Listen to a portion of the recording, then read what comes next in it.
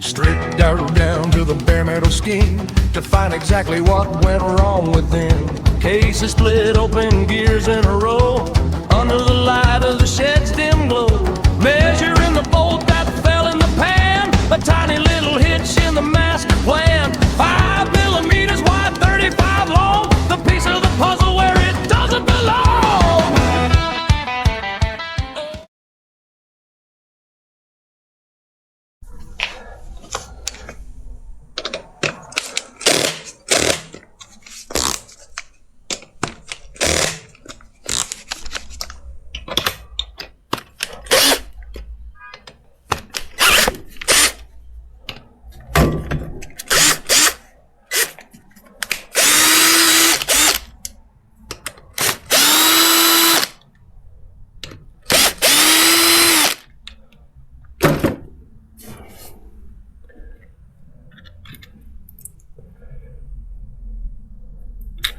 And it is meant to be shorter, but it's not.